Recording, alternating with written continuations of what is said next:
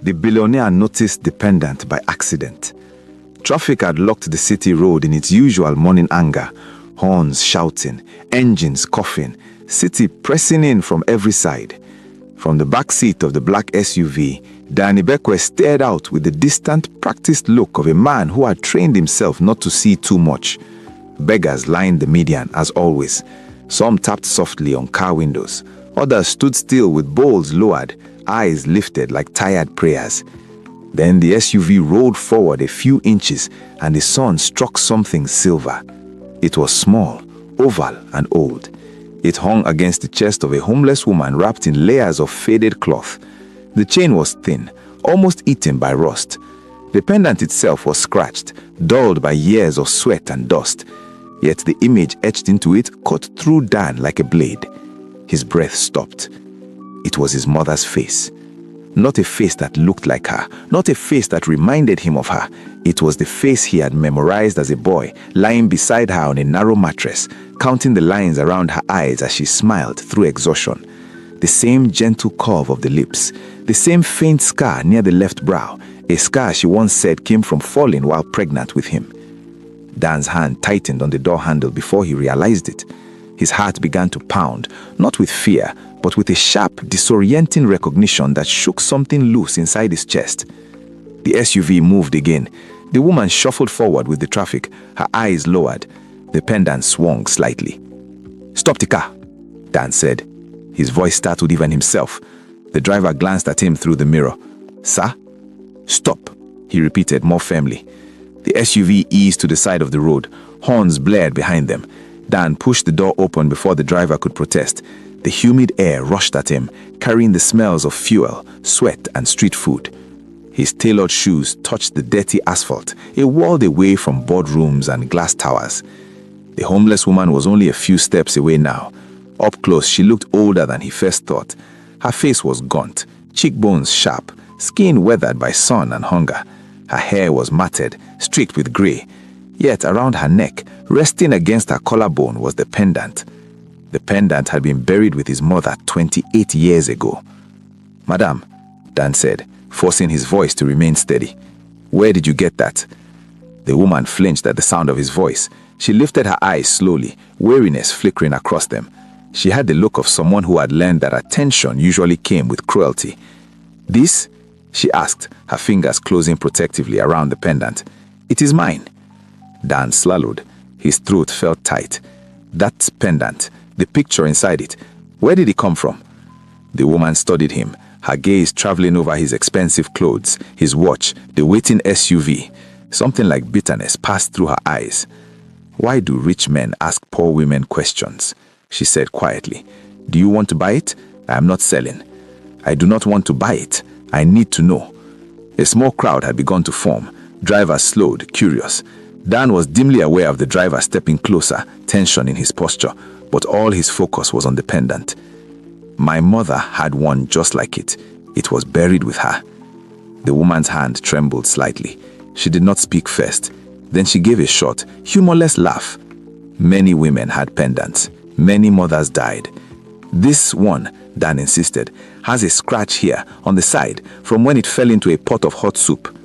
The woman froze. Her fingers loosened. Slowly, almost unwillingly, she lifted the pendant and turned it. The scratch was there, thin and jagged. For a moment, the noise of the street faded. The world narrowed to the space between them. "You know that scratch?" the woman said softly. Dan felt his knees weaken. "Because I made it. I was 5. The woman stared at him as if seeing him for the first time. Her lips parted, then pressed together again. A long silence stretched between them, heavy and fragile. "Your name," she said at last. "What is your name?" "Dan Ibekwe." The sound of the name seemed to strike her physically. She staggered back a step, catching herself on a packed car. Her eyes filled not with tears, but with something raw and fierce. "Then," she said, her voice barely holding together, "she lied." The words landed like a blow. "Who lied?" Dan asked. "Your mother," the woman replied. Before he could ask more, a police siren wailed nearby, snapping the fragile moments apart. The driver leaned in urgently. "Sir, we should go. This is not safe." Dan looked around, aware now of the stairs, the phones lifted discreetly. He turned back to the woman. "Please," he said, his voice low, "come with me. Let us talk somewhere quiet." She shook her head immediately. "I do not go with strange men." "I am not a stranger," he said, "not to that pendant." She hesitated, conflict flickering across her face. Hunger, pride, fear, and something deeper wrestled in her eyes. "Tomorrow," she said suddenly, "if you truly want answers, come to the old railway yard by the narrow bend, at sunrise." "And if I do not come?" Dan asked. She gave a tired smile. "Then nothing changes. I remain a beggar, you return to your towers." Before he could respond, she turned and melted back into the flow of the street, her tattered clothes blending with the crowd. Within seconds, she was gone. Dan stood there, the city roaring back into his ears.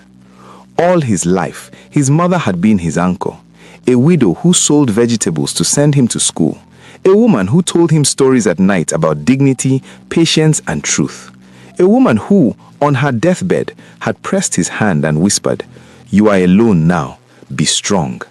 He had believed every word she ever said. Yet a homeless woman had just implied that his mother had lied about something big enough to bury along with her. Back in the SUV, Dan stared at his reflection in the tinted glass. He barely recognized himself. The billionaire, the philanthropist, the man newspapers called self-made. The pendant haunted his thoughts, swinging against a stranger's chest like an accusation. That night, sleep refused to come. Memories he had not touched in decades surfaced without warning. His mother crying quietly at night when she thought he was asleep. The way she avoided certain questions about his father. The one time he had asked about family beyond her, and the sharpness with which she had shut him down. By dawn, Dan was dressed and waiting. The old railway yard smelled of rust and stagnant water. Weeds pushed through broken concrete. The city felt different here, stripped of its shine. The homeless woman was already there, sitting on a fallen beam, dependent, visible against her chest. "You came," she said, not sounding surprised. "I said I would," Dan replied. She studied him for a long moment, then patted the space beside her. Reluctantly, he sat. "My name is Morayo," she said, "and your mother was my sister." The words knocked the air from his lungs. "That is not possible," Dan said automatically. "She told me she had no family." Morayon nodded slowly. That was the lie. Dan's mind raced. His mother, alone in the world, had been a cornerstone of his identity. To imagine her as part of a larger hidden story felt like the ground shifting beneath him. "Why?" he asked. "Why would she lie to me?" Morayo looked out across the empty yard, her expression distant. "Because the truth would have destroyed you," she said. Or so she believed. Dan clenched his fists. "I deserve to know." She turned to him, her eyes sharp despite the years of hardship. "Are you sure? Some truths do not make people stronger. They break them." "I have been broken before," Dan said quietly. "I survived." Morayo exhaled slowly. "Then listen, but know this. Once you hear it, you cannot return to who you were yesterday." She reached for the pendant, unclasped it, and placed it in her palm. "Your mother did not die alone," she said, "and she did not raise you alone." Dan stared at the pendant resting in his hand, his mother's face staring back at him as if pleading. "What are you saying?" he asked, his voice barely audible. Morayo leaned closer, lowering her voice as if the abandoned yard itself might overhear. "I am saying that there was a man your mother did not talk to you about, and that man did not abandon you." Dan's chest tightened as a cold realization crept in. And before he could ask the next question, Morayo stood up abruptly, eyes darting toward the far end of the yard. "Someone followed you," she said. Dan turned, heart pounding as footsteps echoed behind them. The truth was closer than ever, and suddenly it felt dangerous. The footsteps grew louder. Dan turned fully now, his body instinctively shifting into alertness. At the far end of the abandoned railway yard, a man stood half hidden behind a rusted carriage. He wore a plain shirt, dark trousers, nothing remarkable, Yet his stillness carried intention. This was not a passerby. This was someone watching. Morayo's fingers tightened around Dan's wrist. Her grip was surprisingly strong. "I told you," she murmured, "your world attracts shadows." "Do you know him?" Dan asked. She shook her head. "But I know the look. He is here because of you." Dan's mind raced. His wealth had always drawn attention, competitors, opportunists, enemies. But this felt different, too deliberate, too close to a truth his mother had hidden for decades. The man behind the carriage lifted a phone, pretending to check it, but his eyes flicked toward them again. Morayo leaned closer. "Take me out of this life. Not comfort, not charity. I want dignity, a roof, safety. Then I will tell you everything." Dan nodded. "I will arrange it today." "Words are cheap," Morayo replied. "I will believe you when I sleep without fear." Dan pulled out his phone and dialed his head of security. His voice was calm, controlled, yet his heart hammered as he spoke. "I need a secure apartment, quiet location, immediate access, and I need you to clear this area now." The man behind the carriage stiffened. Within minutes, 2 black vehicles rolled into the yard. The watcher retreated quickly, disappearing into the maze of rust and weeds. Morayo exhaled shakily. "You see now, the truth has weight." They left the yard together, Morayo sitting stiffly in the back seat of the SUV, her hands folded in her lap. She stared out the window as the city passed, her reflection ghostly against the glass. For the first time in his life, Dan felt like a child again. Not because he was weak, but because everything he thought he understood about his origins was unraveling. The apartment was modest by his standards, yet clean, quiet, and secure. Morayo stood in the doorway for a long moment before stepping inside. "I have not slept behind a locked door in 13 years, she said softly. Dan watched her take it in. The simple bed, the small kitchen, the bathroom with running water. Her shoulders sagged, not in relief, but in exhaustion. "Now," she said finally, turning to him, "sit." They sat across from each other at the small dining table. Morning light filtered through thin curtains, illuminating dust in the air. The pendant lay between them. "Your mother's name was Adesuwa," she said. "She was younger than me by 3 years. Beautiful, fierce, loyal to a fault." Dan nodded. Hearing his mother described this way stirred something warm and painful inside him. "She loved a man," Morayo continued. "A man far above her station, wealthy, powerful, married." Dan stiffened. "She became pregnant," Morayo said, her voice steady but tight. "The man promised many things, protection, a future, lies wrapped in silk." Dan's pulse quickened. "Who was he?" Morayo shook her head. "Not yet. You must understand the cost first." She stood and walked to the window, staring out at the quiet street below. When the pregnancy showed, the man panicked. His family intervened. They offered money to make the problem disappear. Your mother refused. She believed love could change him. Morayo laughed bitterly. "Love does not scare powerful men. Exposure does." Dan's hands clenched. "They threatened her," Morayo said. "Not directly. That would leave evidence. They threatened her future, her work, her safety. Then they came to me." Morayo turned back to him. "They offered me a choice. Convince her to give you up or watch her life be ruined." Dan's breath caught. "You agreed?" Tears shimmered briefly in Morayo's eyes. "I tried to protect her. I told her to leave the city, to disappear. She refused." Morayo returned to the table and sat heavily. "When you were born, the pressure intensified. They wanted you gone, not dead, erased, adopted abroad, sold." Dan felt nauseous. "Your mother ran," Morayo said. "She cut all ties, changed names, hid with you in places so poor no one would think to look." Dan remembered the single room they lived in, the nights his mother skipped meals so he could eat. "Your mother told me to stay away," she continued. "She said my presence would expose her. I obeyed, for years." "Then why did you come back?" Dan asked. "Because she was dying," Morayo replied. "Cancer.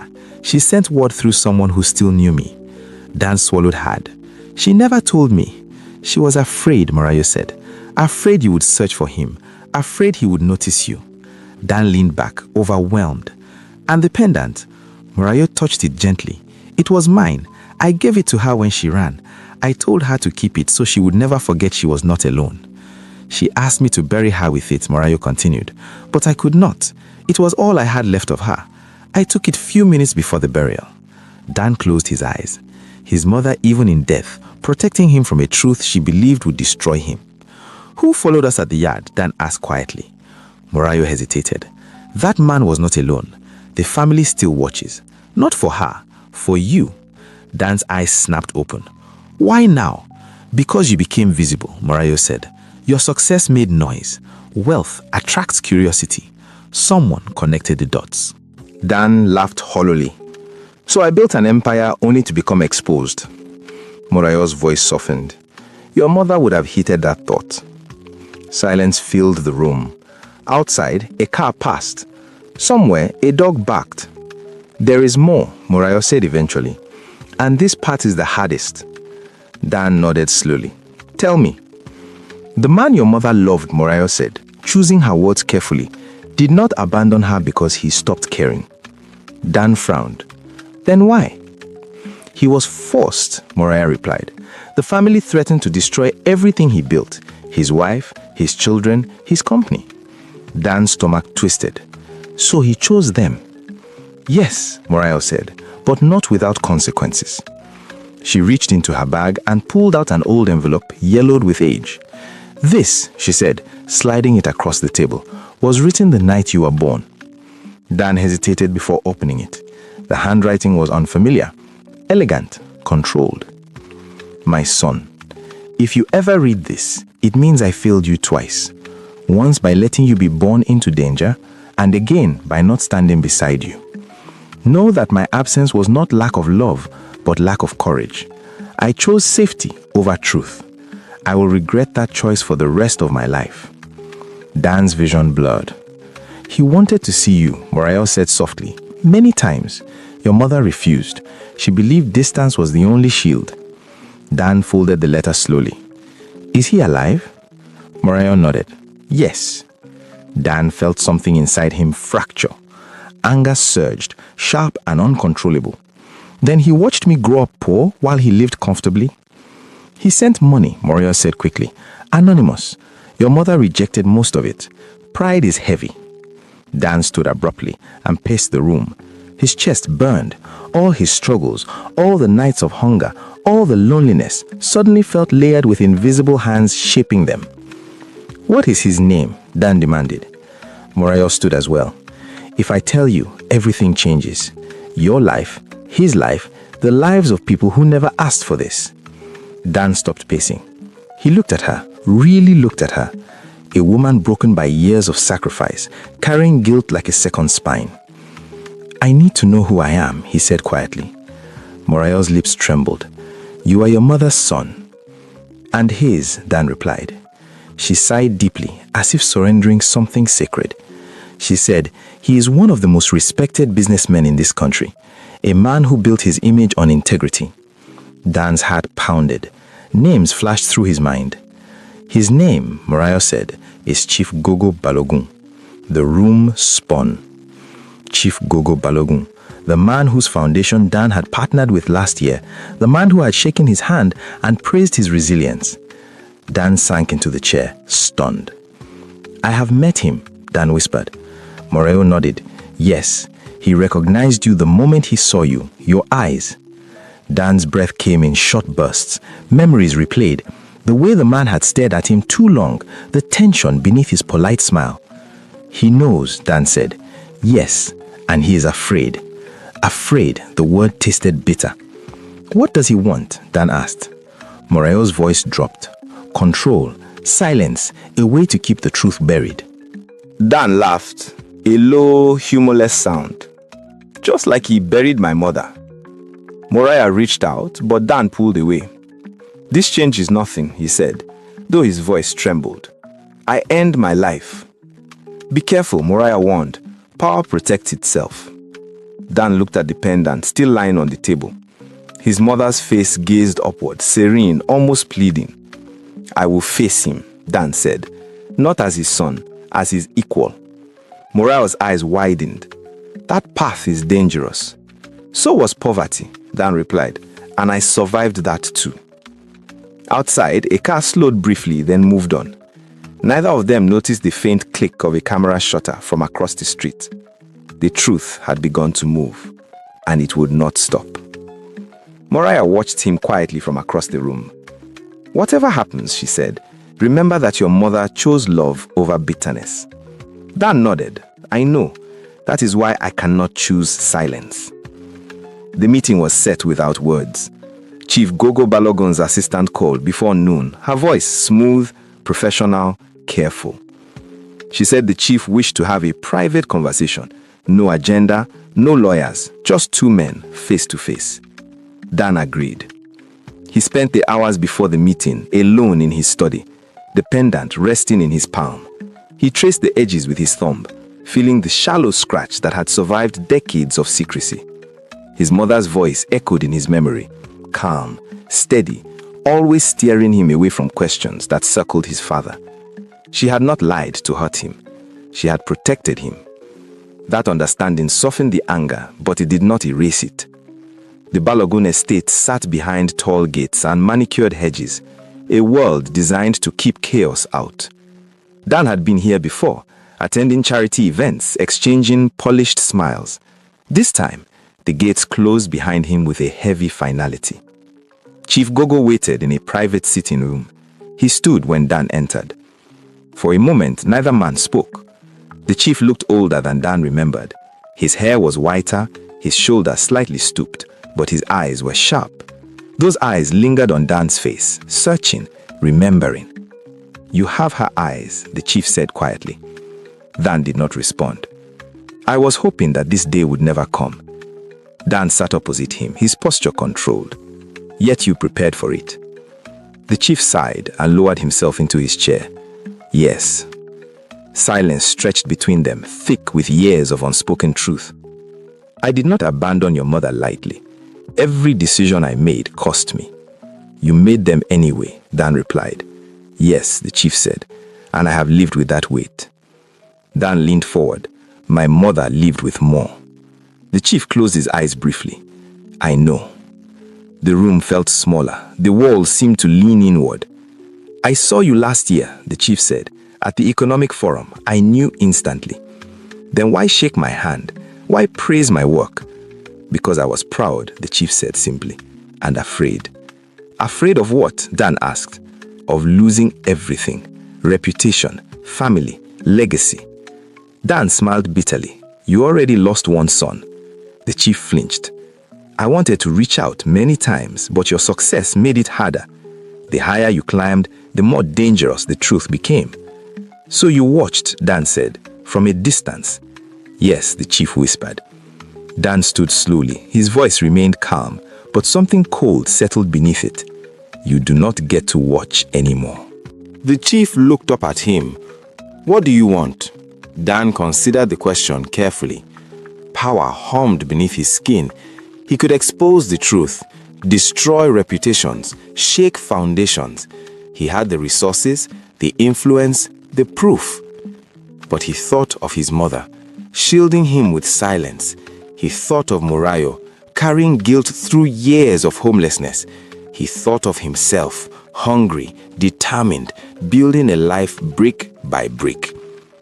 "I want acknowledgement," Dan said. "Not public, not performative, real." The chief nodded slowly. "And my family?" "They do not need to know," Dan said. "I will not become a weapon."